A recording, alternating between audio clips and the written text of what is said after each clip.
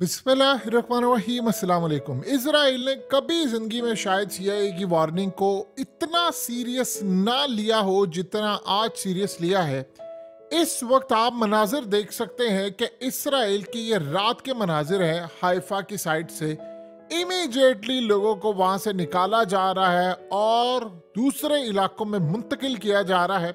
और इसके साथ आप देख सकते हैं ये इस सारी सूरत हाल में इसराइल ने इस वक्त जो हाई अलर्ट जारी किया है, उनके मीडिया ने अपनी आवाम को मीडिया के जरिए बताया है। हैरट्स की आप खबर देखें कि इसराइल इस वक्त मुकम्मल तौर पर हाई अलर्ट हो चुका है, क्योंकि जो खास तौर पर दमिश्क में मारा है हमने उनकी एम्बेसी में उनके लोगों को, उसका बदला लेने जा रहे हैं। तो उन्होंने अपनी पूरी कौम को कह दिया है कि आप मुकम्मल तौर पर हाई अलर्ट रहें, हमने आपको क्लियरली इंडिकेट कर दिया है। और आप देखें ईरान ने क्या किया है, अपनी फिजा से तमाम के तमाम जो सिविलियन एयरक्राफ्ट हैं उनके लिए फिजाई हदूद क्लियर कर ली है। ये फिजाई हदूद आप तब क्लियर करते हैं, कोई जहाज नहीं आता और आप दूसरी एयरलाइंस को भी बता देते हैं कि आप अपना रुख मोड़ लें। यह तभी होता है जब आपने कोई मिसाइल फायर करना हो। और अमेरिका ने इस दफ़ा, जो आपको पता है, हकीकत भी ऑलरेडी आपको बता चुका है कि असल में अमेरिका ने उनको बताया है कि इस दफ़ा जो हमला हो सकता है वो या तो डायरेक्ट ड्रोन हमला होगा या कोई मिसाइल अटैक होगा जो ईरान की सरहद से आएगा। ज़रूरी नहीं है इस दफ़ा शाम से कोई हमला हो, लिबनान से हमला, डायरेक्ट ईरान से हमला आएगा। कोई हाइपरसोनिक हो सकता है, वो इसराइल का इंफ्रास्ट्रक्चर उसको तबाह कर देगा। और सबसे बढ़कर बहुत ख़तरनाक रॉकेटों से हमला हो सकता है। और ये रॉकेट हमला जो होगा वो लिबनान और शाम से हो सकता है, जो कि हिजबुल्लाह या जो इनकी मलेशियाज काम कर रही हैं ईरान की, वो कर सकती हैं। और सबसे बढ़कर तमाम इजराइल की एम्बेसीज पर इस वक्त, इंडिया के अंदर भी इजराइल की एम्बेसी हाई अलर्ट है। आप सोचे ज़रा कि इंडिया के अंदर भी एम्बेसीज उनकी हाई अलर्ट है, आज़रबाईजान से खाली करवा ली गई है। और इस सूरत हाल में जो कहानी सामने आई है वो ये सामने आई कि इसराइल के तमाम रिप्रेजेंटेटिव, उनको कह दिया गया है कि दुनिया में जहां पर भी हैं उनकी जान को खतरा है। ईरान ने यह बात ओपनली कर दी है। और सबसे बढ़कर जो अहम तरीन बात यह है कि अब ब्रेकिंग न्यूज़ ये मिली है पूरी दुनिया के अंदर कि इसराइल की जो एम्बेसीज थी पूरे वर्ल्ड के अंदर, खास तौर पर कनाडा में, वहां पर लोगों को खाली करवा लिया गया था जो वो हमला कर रहे थे। तो ये पूरे का पूरा एक प्लान था।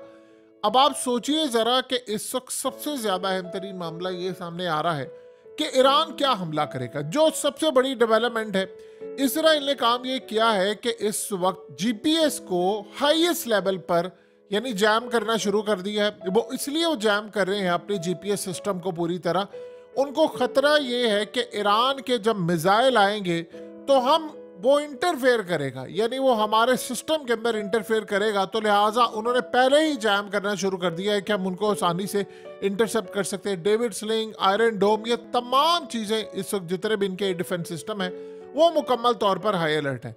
सो आज से पहले ऐसी सूरत हाल हमने कभी देखी नहीं कि इसराइल के अंदर इतनी खलबली मची हो और लोगों को इस वक्त शेल्टर्स में मुंतकिल किया जा रहा है। आप सोचे ज़रा, शेल्टर्स में आप मुंतकिल कर रहे हैं।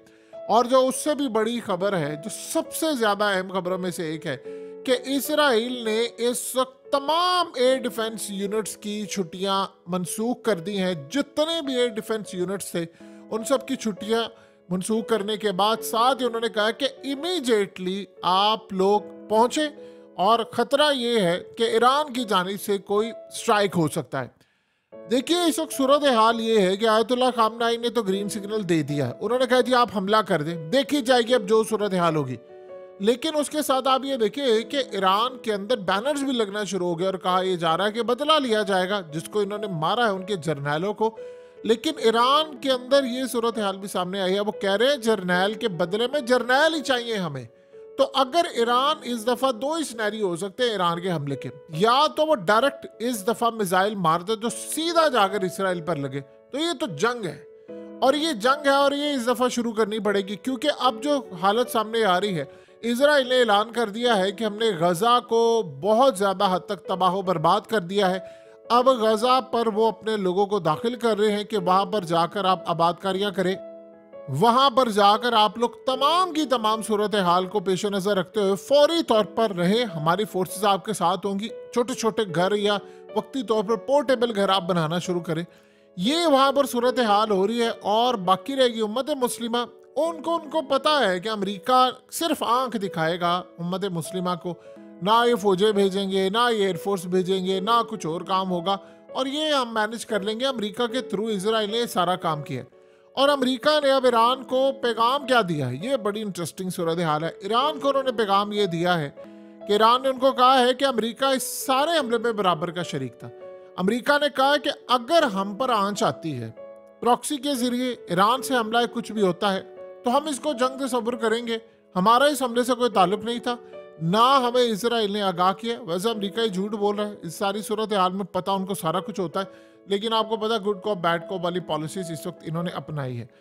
इस वक्त इसराइल ने तमाम तर फौजियों की छुट्टियां मनसूख कर दी और लोगों को शेल्टर्स में मुंतकिल किया जा रहा है।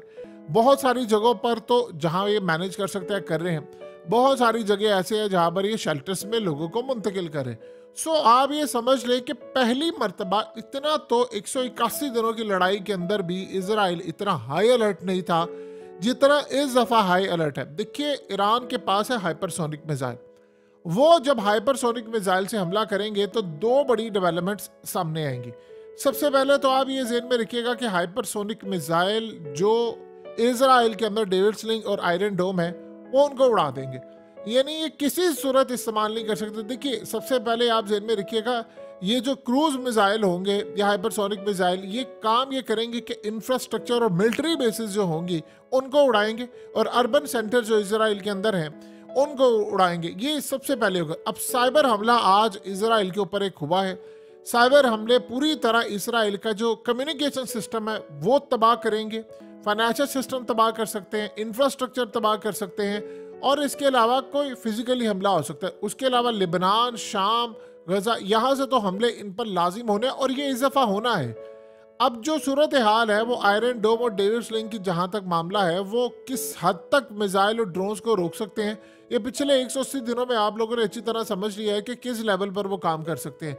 यानी आप ये सोच लें कि इस वक्त इजराइल ने कहा है कि एक दफ़ा हम ये रोक लें, उसके बाद हमारे जहाज़ जाएंगे F-35 या किसी तरह भी, हम जाकर ईरान और ईरान की प्रॉक्सीज पर हमला करेंगे। ईरान के अंदर भी उन्होंने कहा हमने हमला करना है, और ईरान की प्रॉक्सीज पर भी हमला करना है, यानी शाम में, लिबनान में। और इस वक्त अमेरिका को उन्होंने कहा है कि आप ईरान पर पाबंदियों के लिए तैयार रहें, और तेल की कीमतें गालिबन आसमान पर जा सकती हैं। देखिए, सबसे बड़ी बात यह है कि इसराइल का मसला ये है कि उसका जो कॉन्सुलेट है, उसकी जो एम्बेसी है, वो मुस्लिम कंट्रीज में नहीं है। जिनमें है उन्होंने ईरान को वाजिया किया है कि देखिए, आपकी हमारी कोई लड़ाई नहीं है, लेकिन आप इस सूरत हाल में वाज़ा तौर पे समझ लें कि आप हमारे मुल्क में हमला नहीं करेंगे, वरना ये जंग तस्वुर होगी। और ये बात जाहिर सी बात है काफ़ी हद तक ठीक है। देखिए, माजी के अंदर इसराइल की एम्बेसीज पर 1999 में ईरान यानी लड़ाई हो चुकी हुई है उनकी, इन मामलात में हमले और ये तमाम चीज़ें। लेकिन इस तरह का मामला, इसराइल को एडवांटेज ये है कि मुस्लिम कंट्रीज़ के बॉर्डर लगते हैं ईरान के साथ, और वहाँ पर इसराइल का कॉन्सुलेट भी नहीं है। अब ईरान का कॉन्सुलेट था तो उन्होंने वहाँ पर उड़ा दिया, तो उनको तो फ़ायदा और बेनिफिट्स कितने ज़्यादा हैं इसका तो आप अच्छी तरह अंदाज़ा लगा सकते हैं। अब ईरान की जहाँ तक सूरत हाल है, ईरान इस वक्त मुकम्मल तौर पर हमले के लिए तैयार है, उनके मिसाइल तैयार है। अगर ईरान ने यहाँ पर हमला ना किया तो आप एक बात ज़हन में रख लें अच्छी तरह कि ईरान के ऊपर फिर अगले 50-60 हमले हो जाने हैं, वो पाइपलाइन में पड़े, क्योंकि वो देख लेंगे काम नहीं करेंगे, उनका तो काम चलता रहेगा। देखिए, असल कहानी समझिए, इसराइल जंग चाहता है, वो जंग के साथ अमेरिका को शामिल करना चाहता है, यूरोप को उसने शामिल करना है, तो वो जंग चाहेगा, जंग होती रहेगी। वरना आप देखिए ना, गजा के अंदर उन्होंने तबाही कर दी। अब गजा का वो कह रहे हैं कि वहां पर आबादकारियां करने लगे, वहां जाकर वो पूरा कब्जा करने जा रहे हैं, अपने लोगों को तैयार कर लिया है। वहां पर उनकी मशीनरी होगी, वहां पर उनकी फौज है, वहां पर उनकी ड्रोन्स निगरानी है जिन जिन इलाकों में। अब हमास की तो लड़ाई जारी है, जाहिर सी बात है वो हर इलाके से तो निकल कर नहीं आ सकते सामने, और इसको वो कह रहे हैं कि नेवर एंडिंग वॉर नहीं बनाना हमने, जो जंग कभी खत्म ही ना हो सके। और आप ये देखिए कि इस वक्त यूरोप ने कहा है कि अब 100 बिलियन यूरोस जो देने जा रहे हैं, 100 बिलियन यूरोस इस वक्त देने जा रहे हैं यूक्रेन की जंग के अंदर, यानी उन्होंने रूस को वहां पर इंगेज किया है कि रूस वहां पर इंगेज रहे पूरी तरह। और इस सूरत हाल में बड़ी डेवलपमेंट ये भी सामने आई है कि रूस की फौजें इस वक्त गोलान की पहाड़ियों पर पहुंच चुकी हैं। यानी ये क्लियरली चीज है कि रूस भी इस जंग में अब शिरकत करेगा। अब उन्होंने रूस को पकड़ना है, उन्होंने पकड़ना है इस वक्त ईरान को। और जब उनको अंदाजा हो जाएगा कि अफगानिस्तान के अंदर भी फोर्सेस तैयार है, देखिए अफगानिस्तान में जो कुछ हो रहा है वो उस पर नजर रखे हुए हैं। अफगानिस्तान में जो चीजें हो रही हैं उसको वो पूरी तरह मैनेज करने को तैयार है। ये किसी गलत फहमी में ना हम रहे कि अफगानिस्तान में जो वहां पर तालिबान अपने अमीर को कह रहे हैं कि आप हमें लड़ने की इजाजत दें, हमने वहां पर लड़ाई के लिए जाना है। और वहां पर उन्होंने कहा कि हमले के लिए हमारे पास लाखों के हिसाब से लोग हैं। उन्होंने कहा कि इससे पहले देखिए गजा में वो हाथ से जा रहा है और उसके बाद वहां पर गैस के जखायर है, तेल के जखायर, उस पर कब्जा करना है। ये आप जेन में रख लीजिएगा, ये अपने दिलो दिमाग में बिठा ले कि उम्मत मुस्लिमा जाएगी, वो फोर्सेस और एयरफोर्स जाएगी और मिसाइल, इन्होंने कोई नहीं जाना।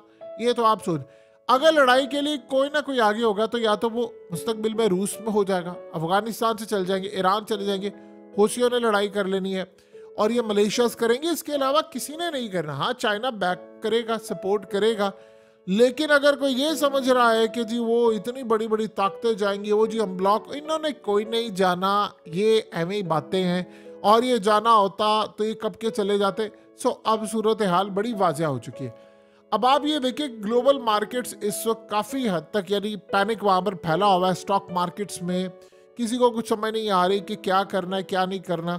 सबकी नज़र है इस वक्त तेल पर है। अब ज़्यादातर लोग जो खरीदते हैं वो असल में तेल खरीदते हैं। ये फिजिकली तेल की बात नहीं हो रही, फॉरेक्स में और दूसरी जगहों पर तेल का वो बाइंग करके होल्ड करना चाह रहे हैं कि यहाँ पर अगर एक हमला होता है और आपस में लड़ाई कर लेते हैं तो फिर तेल तो आसमान पर चला जाएगा। स्टेट ऑफ होम सारी बात है, बिजी हो जाएगा, लड़ाई होगी, वहाँ पर सप्लाई चेन मुतासिर होगी, तो तेल की कीमतें आसमान पर जा सकती हैं।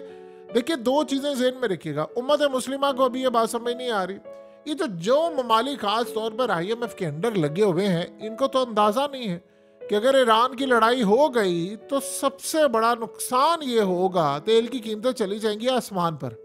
आप इमेजिन करें कि क्या हम तेल की कीमत 600 रुपए पर लीटर अफोर्ड कर सकते हैं। वैसे तो पाकिस्तानियों के बारे में मशहूर है कि अगर 1 लाख रुपए लीटर भी होगा तो ये खरीद ही लेंगे, क्योंकि हमेशा महंगी चीज़ें खरीद ही लेते हैं।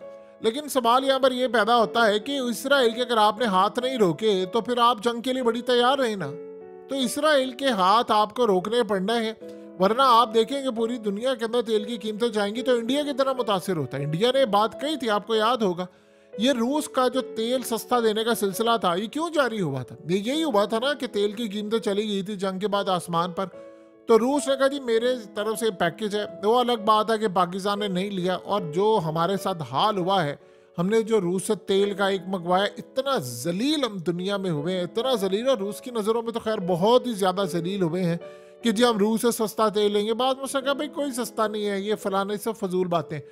अब आपके पास भी ऑप्शन यही है कि यानी आप सोचें कि इस वक्त महंगा तेल बेचे, ईरान से हमने तेल लेना नहीं, वो अलग बात है, बस स्मगलिंग वाला हम तेल लेते हैं, उसके अलावा तो ऑफिशियली तो आवाम को रिलीफ नहीं मिलता।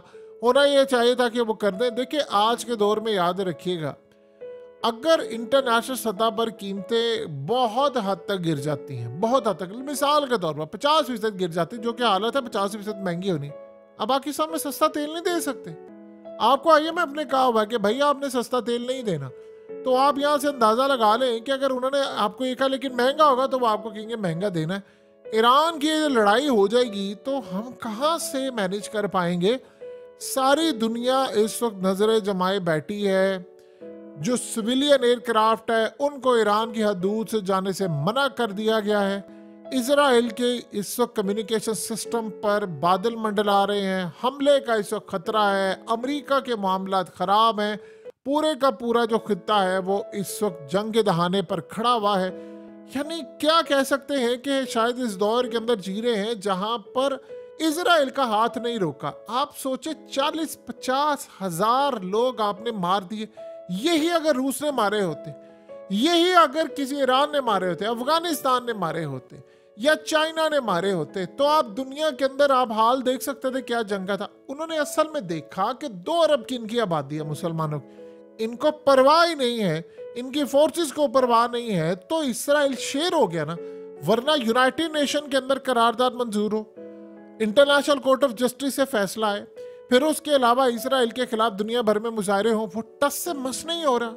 उसको पता, उसको डर सिर्फ एक बात का होता है, एक ही चीज से इसराइल को डर लगता है कि उम्मत मुस्लिमा की फौजें ना आ जाए, उनकी एयरफोर्स ना आ जाए। उसके अलावा उसको कत्तल कोई डर नहीं, वो दुनिया को मैनेज कर सकता है।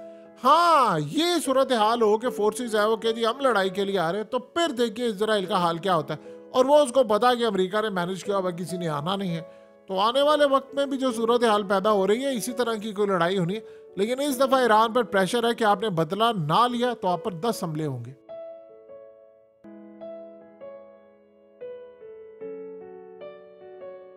हकीकत टीवी को सब्सक्राइब करना मत भूलें, वीडियो को लाइक करें, शेयर करें और कमेंट सेक्शन में अपनी राय का इजहार जरूर करें।